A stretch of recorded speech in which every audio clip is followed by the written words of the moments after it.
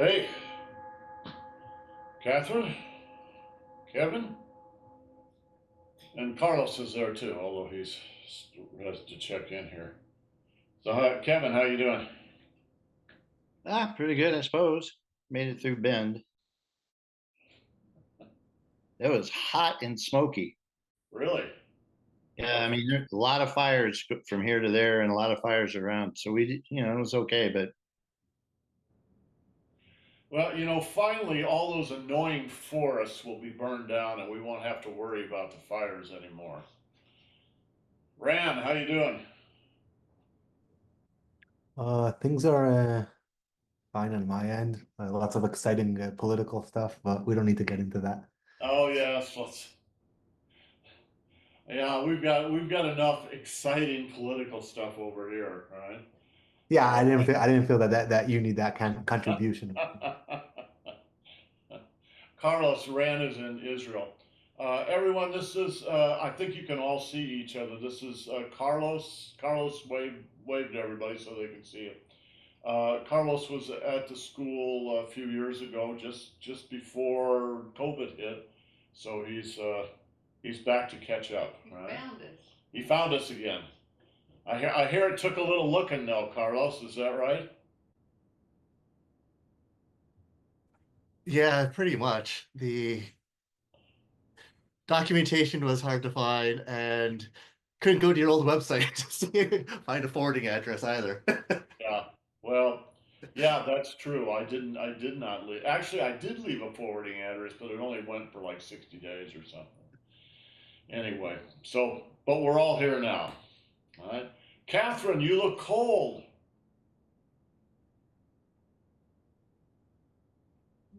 Yes, it is cold today, and I just went for a swim, so I'm cold. But Oh, okay. So your body temperature got lowered a little bit. yeah, Well, we'll warm you up. great. Okay. So supposedly, I think Carlos, did you learn the whole form, the whole first form? Yeah, we went through the first 24 First months 24, fully, but and then you're a little shaky on it. I've probably forgotten more than half by now. Yeah. All right. Well, what we're doing this is actually the advanced class. So these guys have been working on this form for 3 4 years, and we're kind of in an advanced stage of doing this.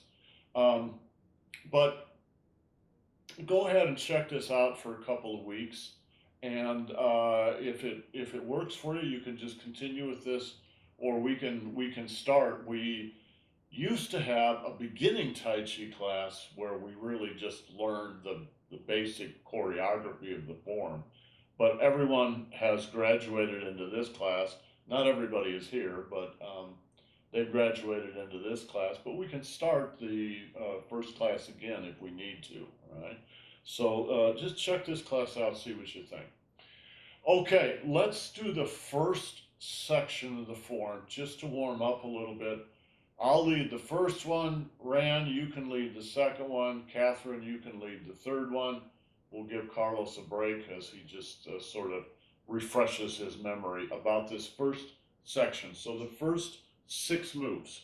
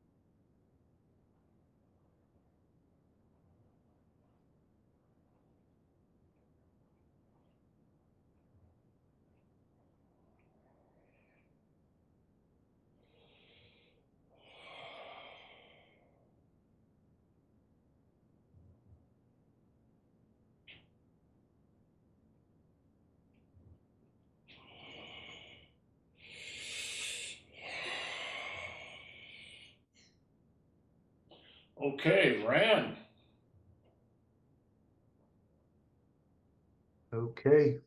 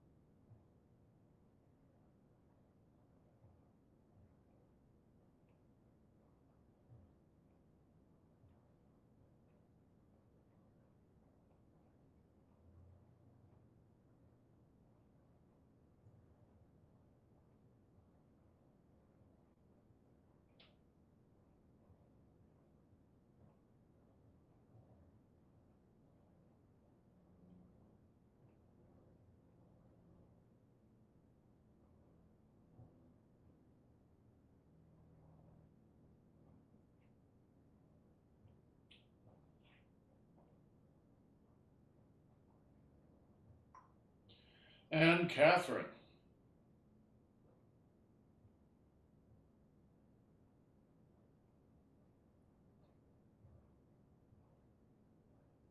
Okay.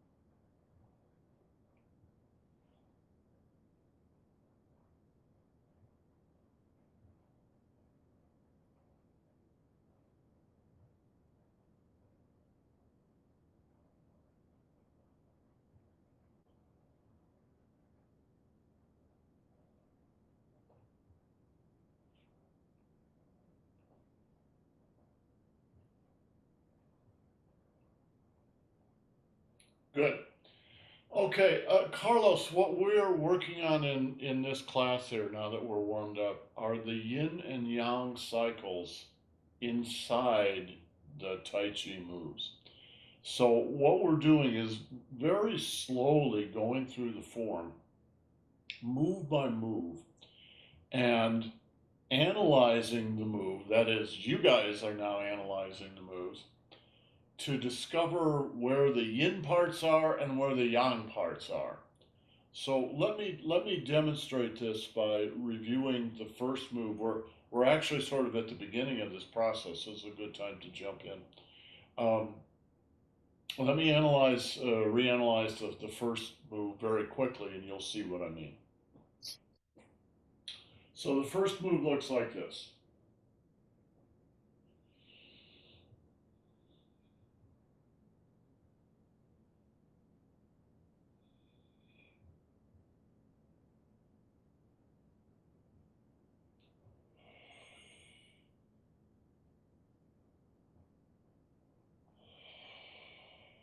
Boom. And we're defining the yin and yang parts of a move very simply using a metaphor from baseball. When you're winding up to hit a ball, that's yin. When you're hitting the ball, that's yang. All right? So that's what we're looking for. The places where you're winding up and the places where you're hitting. So I'm going to count out in this first move the number of yin and yang cycles. Wind up, hit. Wind up, hit. Wind up, hit. Wind up, hit. So the first move has 4 yin and yang cycles, and you should be able to identify the 4 places that are yin and the 4 places that are yang. All right? Wind up, hit. Wind up, hit. Wind up, hit. Wind up, hit. So I'm not going to say too much about this because we'll say things as time goes on. But one of the things that you can, a couple of the things that you can gather from knowing the yin and yang cycles is the rhythm of the form itself. The Tai Chi form, Master Zhang used to say, the Tai Chi form is not a flat lake. It's much more like the ocean. All right? So it comes in and then it goes out. In other words, it's rhythmic. All right? And the rhythm comes from the yin and yang cycles. When you're winding up, it's generally slower. When you're hitting, it's generally faster. All right? So slow, just a little faster. Slow, a little bit faster. Slow, a little faster. Slow, a little faster.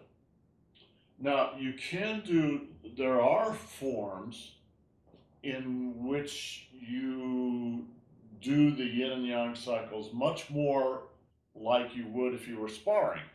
So they might look something like this.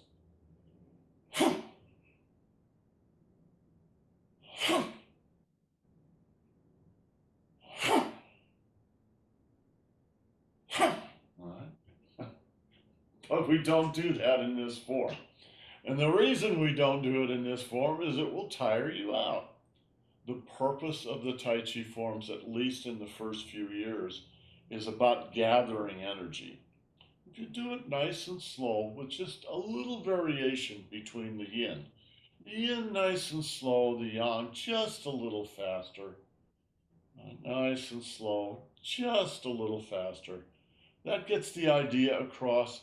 It builds the rhythm into the form itself, and you don't get tired doing it. In fact, if you do it right, you're actually going to end up with more energy when you're done with the form than when you started.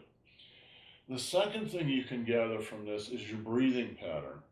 Because very simply, when you are in the yin phase, all right, the yin phase, you're winding up in order to hit, all right.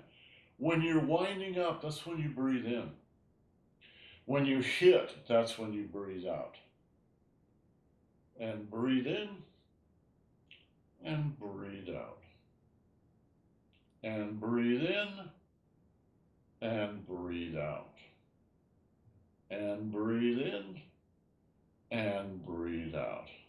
Very simple. That also, of course, is part of the rhythm too. So just understanding that much of it will build a structure that you can carry through the entire form. Right? Okay. Jill is not here today, which is too bad because she was leading us through the second move. And you're going to have to remind me a little bit how far we got in the second move. I think Kevin, didn't we get like the first half of it or something? Got up to Buddha's Warrior, and then I think we went past it. Did we go into the third move? No, we didn't. I think Buddha's Warrior was, yeah. Oh, okay. Well, let's review the second move, right?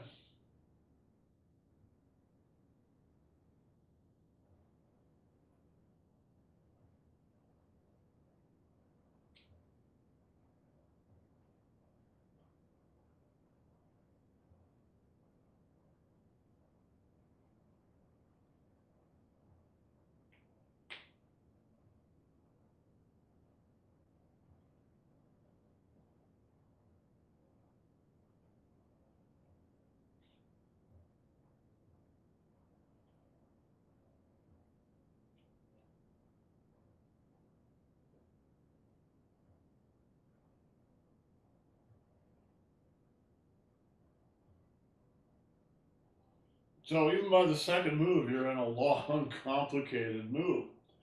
And for beginners, that's wow, you're just trying to learn the choreography, and there's sort of nothing to hold on to.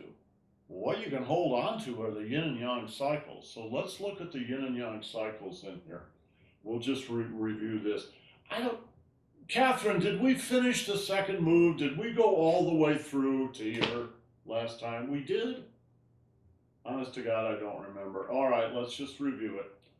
All right, the beginning. Wind up, hit. Wind up, hit. Wind up, hit.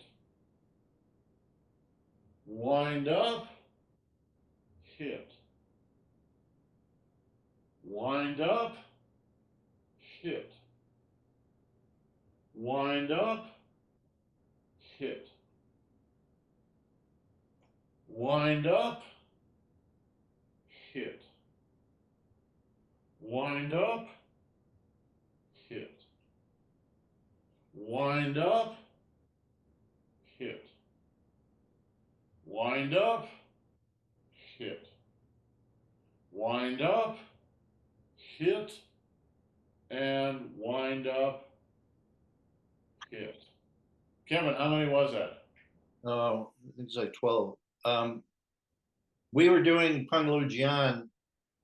We've already, so we done yin yang through this and Peng Lu Jian, and then yeah, so we were behind like halfway through the second move for Peng Lu Jian, and we finished the yin yang. That must be what I'm remembering then. So we had not finished the whole thing. Okay. Now I don't want to go through and reanalyze that whole move again. There's 12 yin and yang cycles in that one move. I think it'd be better to go on to the next move and talk about that. But Kevin reminded me, yes, we were also doing Peng Lu Ji on for each of those movements. right? So just to refresh ourselves and to clue Carlos in, the very first move, usually when you see it, you're going to see it like this. All right? But if you know what's there, what's actually going on is this.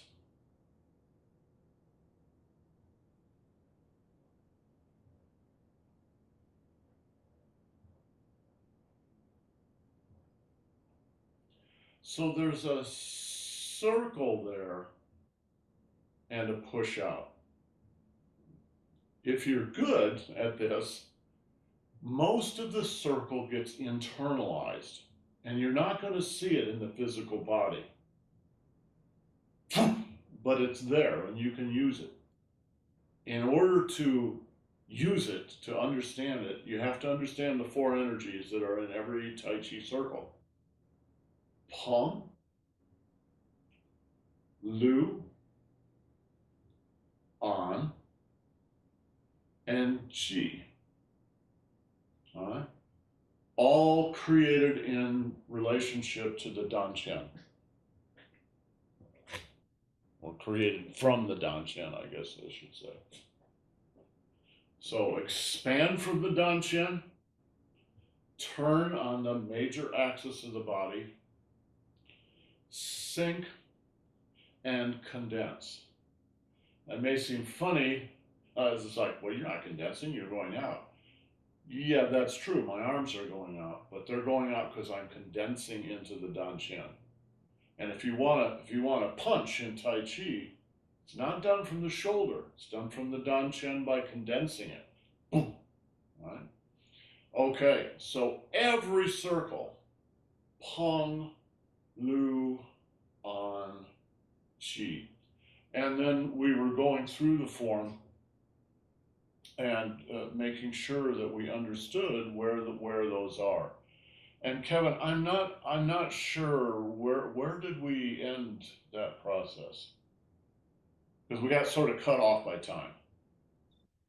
We just started. We just started? That We move, just Yeah. started. just started Oh. that move, not where you are now. Oh, okay, all right. Well, then let's spend the rest of the 15 minutes here going through the rest of this. So the second move, right? Peng, Lu, An, Qi, a little more Peng, and An, Lu, Peng, Lu, An, Qi, and Peng, Lu, An. I say there have to be 4 energies in every one. Sometimes there's only 3. In this case, the An, right? The An, that pressing down is itself the hit. So you're hitting down rather than hitting across, right? But Peng, Lu, An, Qi, relax, and Peng, Lu, An, Qi, and relax, and Peng, Lu, An. All right, there's the beginning. Carlos, as I've mentioned to the other your other classmates many times, the way we're counting the yin and yang cycles is to a certain extent a little arbitrary, because there are different ways that you can interpret this music. This is just one way to do it, but it's the way we're doing it here, so it's good, right? All right, let's go on. Peng, and then the right hand, Lu, the left hand, Peng. Relax and Peng, Lu, An, Qi. It's very subtle.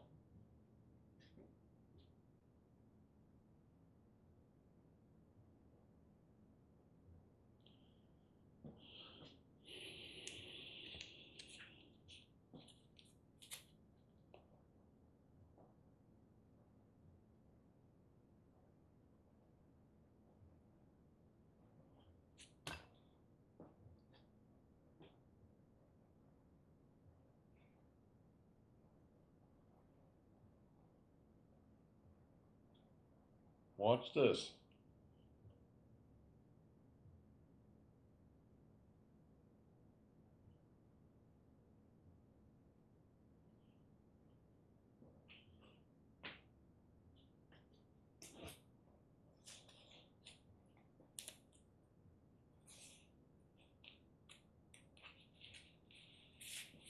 Watch this and the qua.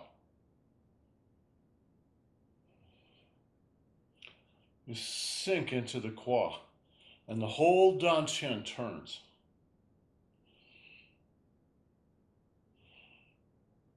So when you're doing this movement, it's not this.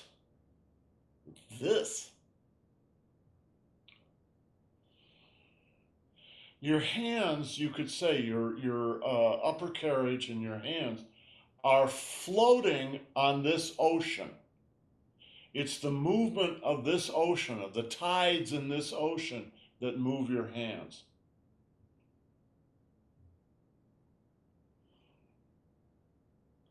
You can see how this is falling down. That's what powers this. If you're gonna move your hand, all right? So I'm gonna use my hand to twist somebody's arm. I've got two ways to do it. One way is to do it from my shoulder. Well, that's not going to work very well. Your arm is not heavy enough, and I don't care how strong you are, it's not that strong. You're also putting a tremendous strain on your shoulder, and the shoulder is not a strong joint. So instead of doing this from your shoulder, use your head, use your whole body.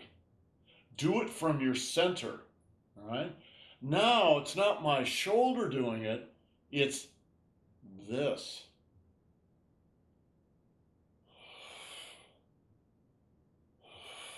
Now the whole weight of my body is behind this motion. And Kevin, what is the formula for force?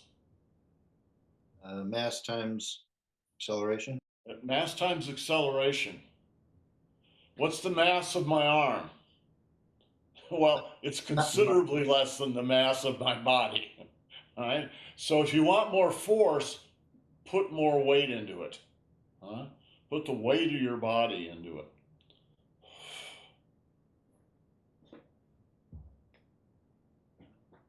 Yeah, Kevin. This is basically for Carlos. Don't give up. It's very difficult to do the Zoom lesson because everything seems to be reversed. It's going to take a while. Don't give up hope. That's right.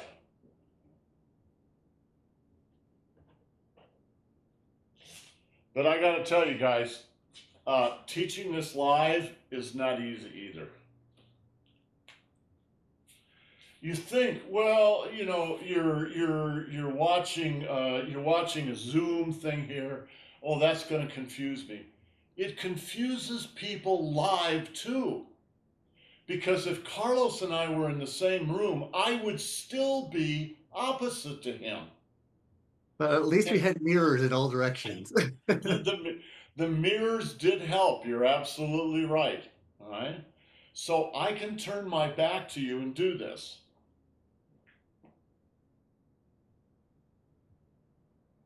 And maybe that does help a little bit, but my guess is you're not going to see very much. All right. I remember the very first private lesson I had with Master Zhang. My God, 30 years ago. We were at Sutro Park Heights, Sutro Heights Park, where he had a house at that time. And he was doing this move, guys, and I was trying to understand this move because he had his back to me.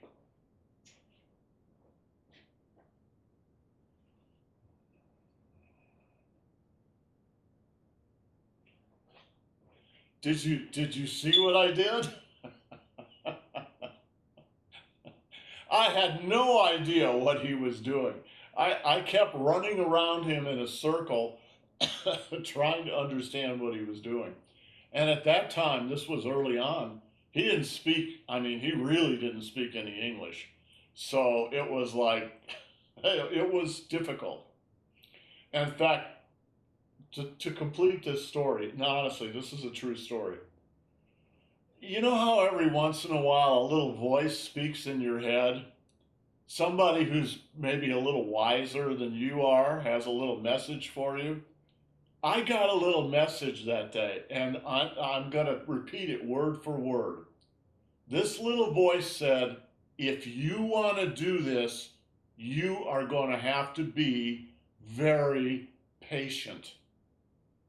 You're going to have to be very patient with your teacher, and you're going to have to be very patient with yourself.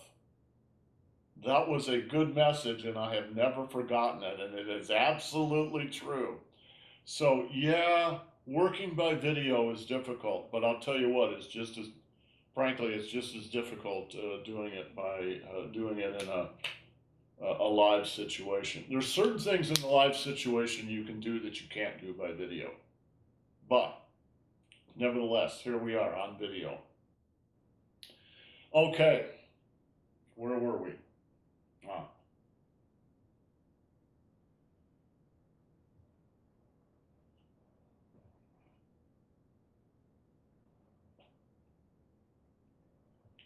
Hung on G. There's probably a tiny little bit of Lu in there. Hung Lu on G.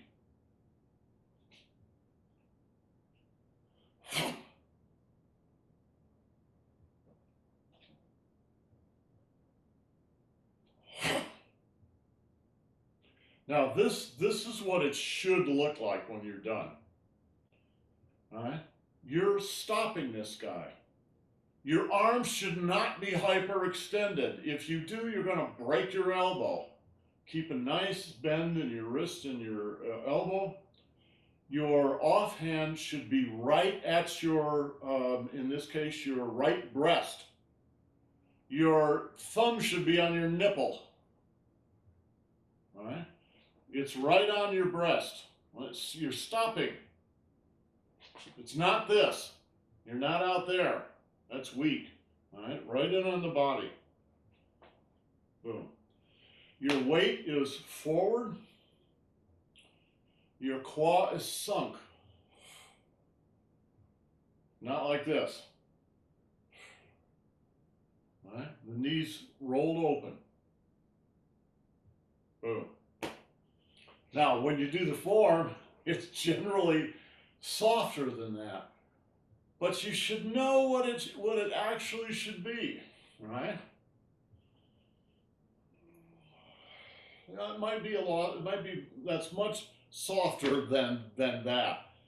But nevertheless, you should understand what the conformation is. What you're doing is stopping someone. So someone's coming up at you like this, stop them.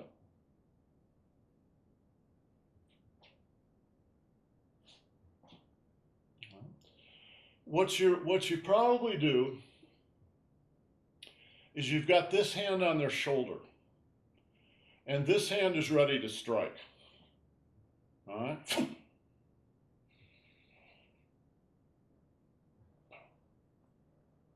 Well, you don't do it. You're just ready.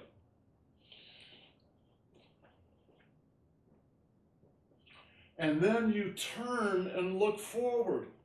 Now, first your opponent was here. Now your next opponent is over here. When you're doing the Tai Chi form, it's like a Hong Kong Kung Fu movie. You're fighting 12 guys at the same time. But you're so damn good that you're going to beat every one of them, right? One at a time. And by the way, they only attack you one at a time. They never attack in groups. It's considered impolite, all right? So you're going to fight one guy at a time, all right? So you're going to turn and look forward. And now you're going to have to deal with this guy in front of you. And he's trying to punch you in the nose. So you're going to have to block his punch. Getting into this requires you to remember that you have to use Peng Lu Ji on. All right? I want to go over here. Well, you don't just go over there like that. You've got to, if you're going to block, for instance, or hit or do anything like that, you have to use the ground reaction force. You got to use the ground. So the first thing you're going to do is sink. I have not even changed my weight. It's still on the right leg. Sink. Sink. Now I've sunk into the blue stripe. Now I'm going to move my weight to the left, and I'm going to move from the blue stripe here to the red stripe here. I'm not going to come up again and go over. I'm going to go under, like this. Not over, under.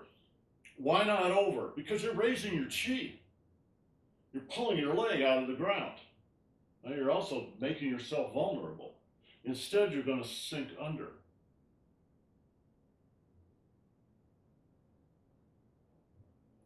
Now, by the time you get here, now I'm facing forward. You see the Dan Shen is straight forward. But notice what happens with my knee. My knee's got to open to the left. And this whole thing is rolling. I'm actually, to do this move, you have to roll past the center line. So I have to roll past in order to now come back the other direction. So under, past the midline, and then up and over as you come back. Sink in the blue, transfer the sink to the red, go past the midline, you mean you're going past the midline, and then Peng, and I'm going to catch his punch before it hits me. All right? Lu, Peng, Lu, and on again. So his punch is coming in at me. In a certain way, I don't care what happens with him. I just want him not to punch me in the nose. So his punch is coming in, catch it, and just move it out of the position that it's in. So instead of him punching you, all he's got to do is miss you. He can come 1 inch from your face. That's fine, as long as he doesn't hit your face. All right? The reason this works is his momentum is already coming this way. So you're not having to give his body momentum. You're using his momentum against him. All right? His momentum is coming in. Just grab it, redirect it, and make it go away in that direction. Now you're going to fight another guy. His evil twin brother is coming right behind him. And we'll have to finish with this because we're already over time. All right? Oh, move him out of the way. Okay, now he's going that direction. I don't have to worry about him. He's stumbling and falling on his face in that direction. Now I got to worry about his evil twin brother. Sink. Oh, his evil twin brother is trying to kick my knee. Sink again, just like that first circle, and block his kick. You could just go block his kick like that, but if you do that, your body's not behind it. Again, it's just from the shoulder. Instead, you want to sink so that when you block his knee, it's your whole body blocking. Block. And this hand actually goes out the other direction to balance. Balance. Not now, you've got a balance beam. All right? The next move is going to be to step forward. it's much easier to step forward holding a balance beam than it is not holding a balance beam. All right? So you've stretched out, blocked his kick, and now you're going to walk through. The walk through could be an uppercut. That's a good way to think about it. It's an uppercut. Boom.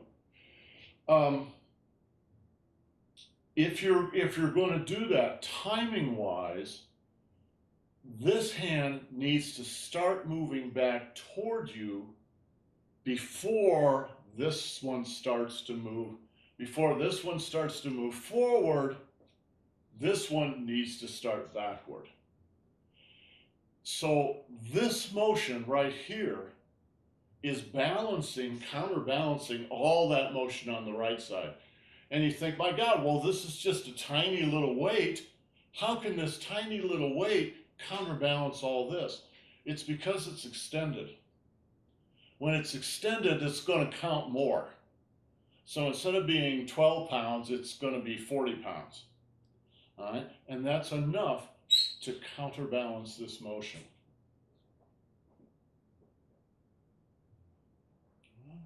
Sink, turn, pung, lu, and on, sink again, and stretch out, walk, come through, and then as this starts backward, then you can walk through. And relax, right down the center line. Right down the center line using these knuckles, not the knuckles back here, but these knuckles. All right. You catch what you can. Forehead, nose, chest, whatever. And then again, boom, it's a backhand. If you're going to use a backhand, you should try to hit with the knuckles, so you don't actually break your own hand. And then watch this arm.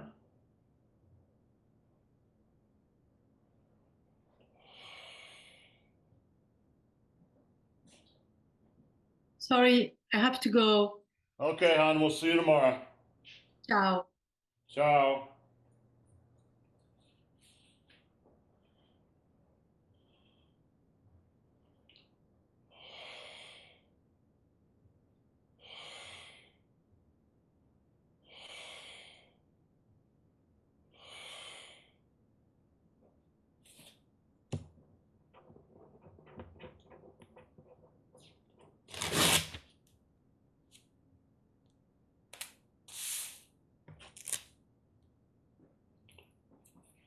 This is the Daimai energy channel, the only horizontal channel in the body.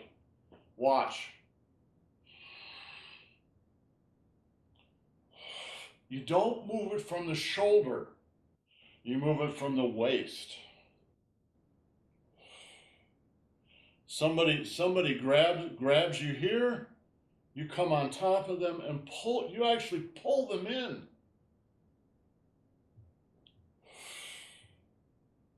And when you get it about here, and the hand is open, now this hand, right, stretches like you're stretching taffy.